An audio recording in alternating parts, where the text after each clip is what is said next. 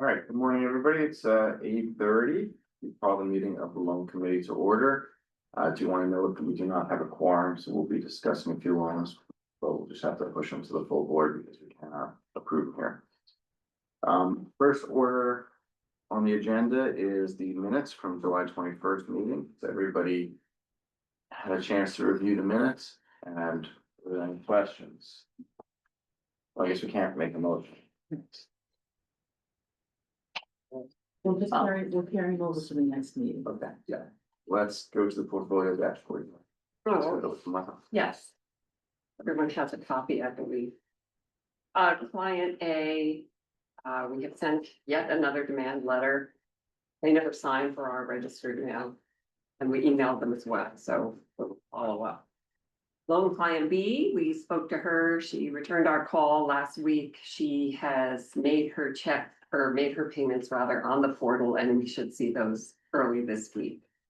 Loan client C, kind of the same story. We're in touch with him. He just hasn't been able to get caught up, but he is making monthly payments. Loan client D, I need to touch base with that client again for the next board meeting to find out where they are in terms of selling their assets. And loan client E tells us he's bringing his payment 2 months On the 24th. on the 24th. Happy to answer any questions. Not too bad, pretty stable. Any trends you're seeing in later payments or everybody's chugging along? Yeah. All right, so then I guess the next item would be the drop dead barber shop. Let's hope that we don't.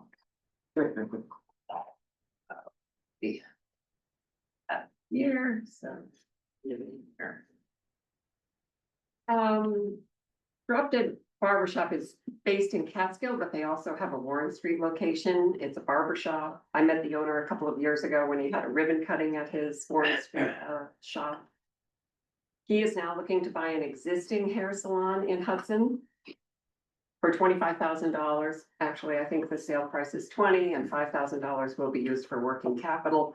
This will be a 60-month note. It's an SBA loan at 7 3/4. The monthly payment is just over $500. We'll have a lien on business assets and the personal guarantee of the principal.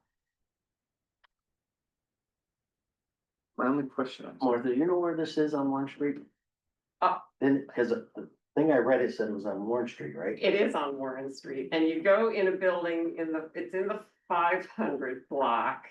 And you walk down a hallway to the back of the building, and that's where his barber shop is. I could picture it from the side. There's also an entrance from the side. Is street, there? right? Okay. Yeah, I remember thinking. Side Street is where he's buying, yeah, right? Sixth, kind of like behind North Sixth. Joe Berkshire Bank there. Oh, wait, which shop are we talking about? The existing barber shop? Or the new salon he's buying?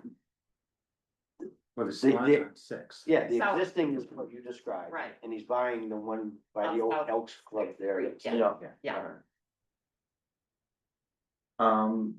Question I always have on these lease, and I see we have terms and conditions that let's see a signed lease. Are we stipulating that the lease is at least the length of the long term? We try to get that. We always try. Sometimes it's a 3-year with a 3-year option, something like that, but as long as it's Right. Yeah. As long as the borrower has control for the entire long term, if they can renew it, just don't want to see a situation where Right. we've got a balance and then the landlord says, so it's the rise, rent's tripling.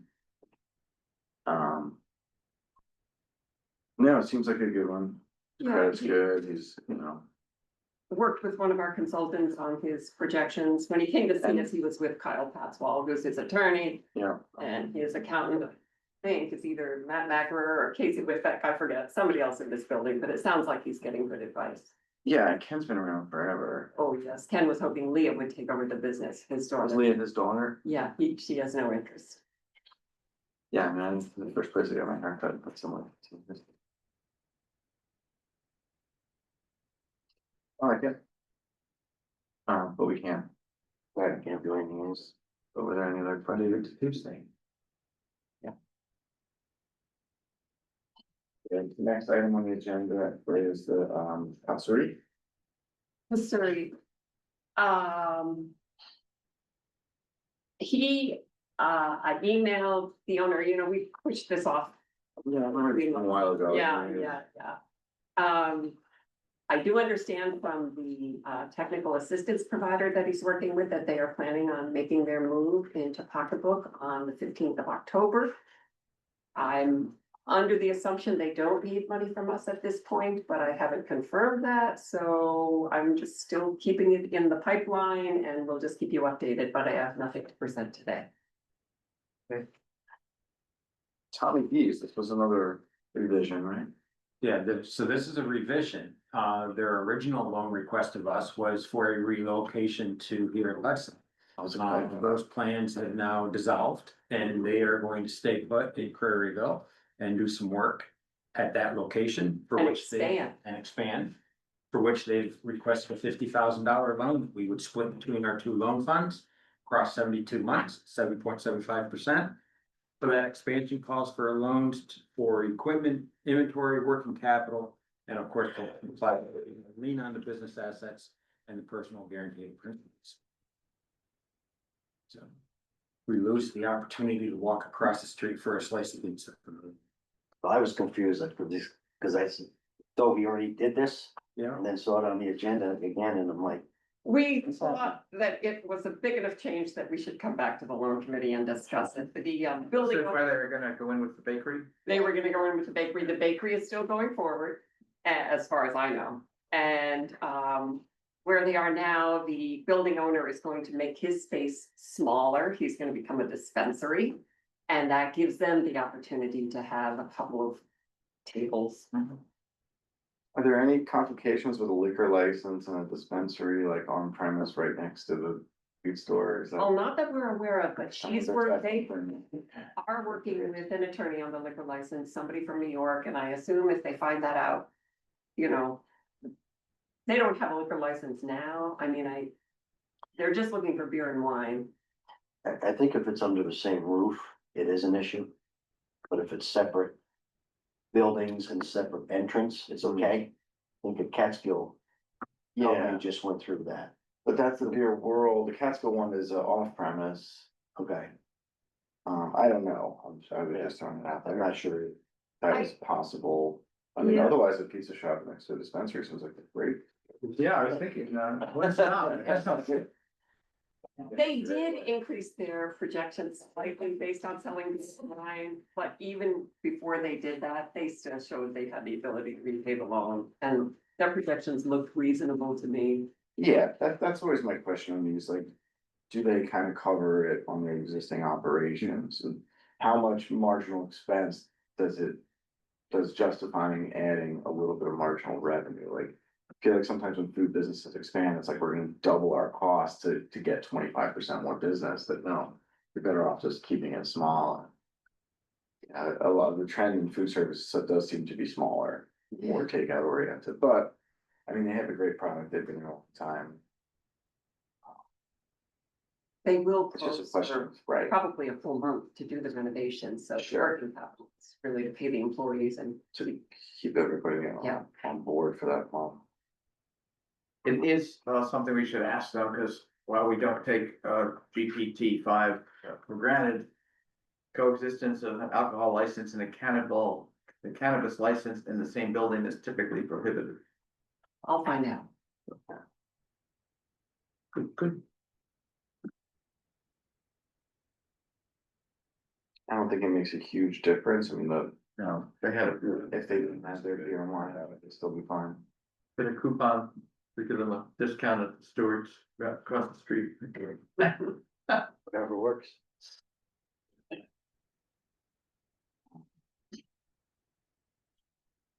No, I mean, you like this one last time. The birth is reasonable.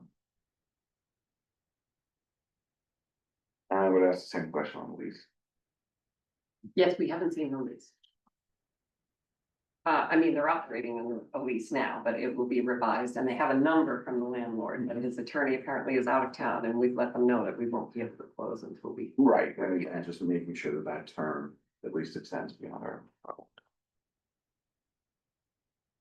Any other questions on? I guess we'll go to a Superior of 82. This is another one that we expected to be ready to present, and in fact, it's going to end up pushing until then.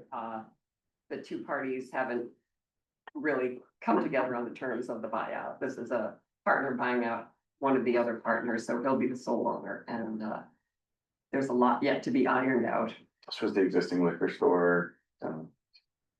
Is this the old Bell's Pond area? No, That- Where the gas station was in Bell's Pond? No, No. this one's further, closer to the parkway. yes, If you're Okay, going onto the parkway, it's like on the right, just before you get to like the West Atlantic Diner. Yeah. all right. It's been there for a few years. it has. But hopefully next month we'll be ready with that one. Are there any members of the public? Is there? No, there aren't. Any new business or? Do you want to go over the sheet you prepared? We were just gonna update the loan committee. Sure. So Martha and I worked on a little informal report on our loan activity up to the 15th of September. So you'll see that we've got the loans that we closed this year, as well as those businesses that have now become paid in full. We had two borrowers who were approved by the full board that declined to accept. One due to an inability to secure affordable insurance, and the other at the direction of their bank. Which one was the pudding needs again? They're purchasing gaskets. Oh, okay. And lastly, an idea of what's available to put out on the street. We have 1.7 million available to lend. And our current pipeline, which Martha and I maintain weekly, stands at just under $800,000 worth of applicants who have reached out, whether they materialize to an application remains to be seen. But yeah, not applicants, So more this like goes to inquiries. This goes to your question. We have about $1 million available for the whole system. And Steve and Martha do have a report that shows how much would come back in a year as to whether we would be in a position to set up a revolving loan fund, Martha, to serve people who are getting grants that need to have the funding to complete the activity that's been awarded under the grant before they can get their money. And I just, I'm not sure, you know, if it was a $50,000 grant, probably, if it's a $500,000 grant, you know, it's out of the question. Well, you said pudding makes pulled out from here, but are they still doing it? They are, Just and their another bank way has of doing it? advised them not to get another loan involved until they close. Yeah. So if you look in that chart, you know, Art Park Homes, they paid, you know, in advance. No Jerk Birds, that was Kinderhook Bottle Shop, they sold the business. Quality Q, that was the barbecue place, they sold the building. Kinderhook Books had only been with us for what, 1.5 years? And she paid off her loans, refinanced, so we just thought we'd let you know that there's been some money coming in. Sure. And then the other ones have just been. So paid off. this was a mix of some that just paid off organically over the Yes. long term and some that accelerated. Right. Could we differentiate them Yeah, we can do that. so that, you know, Sure. because I do think it's important for us to see that, you know, we give people a year or two jump and then they can get on their feet and others stay with us for the full term. Sure. Split that easily. Great. And there's probably tons of other that could pay them off, but don't, especially the Yeah. ones that have an attractive rate. If you Yeah. had- if you had one of our 375, why would you pay Yeah. that off? We still have quite a few of those out there. Sure, so there's plenty out there that I'm sure just chugging along. You can No, not pay us and the penalties would still be less than, Right. So that's it, going since this else. No, these are great. Good success stories. and, you know, with the end of last year, we were what, at 5.8 million? Something like that. So, you know, another $500,000, just over $6 million. And over 10 years, And total, yeah. um.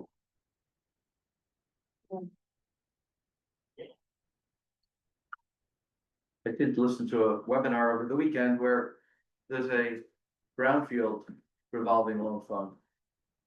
Which is set up where you can, you know, a group like ours would be able to apply to the APA and get, several $1 million. And loan it out on brownfields, and sounded like we kept the principal and the interest. Oh, But, those are hard to underwrite. I mean, especially if they get into a brownfield situation where they can't finish the work. And to that point, there was a request from one of the villages, they're looking for money for a phase two. I guess it's nothing at DEC, so. Well, we have the grant that we're meeting on Friday. Yeah. So, I've got people already lined up for that. Okay. great. This week, motion to adjourn. So moved. Without objection, so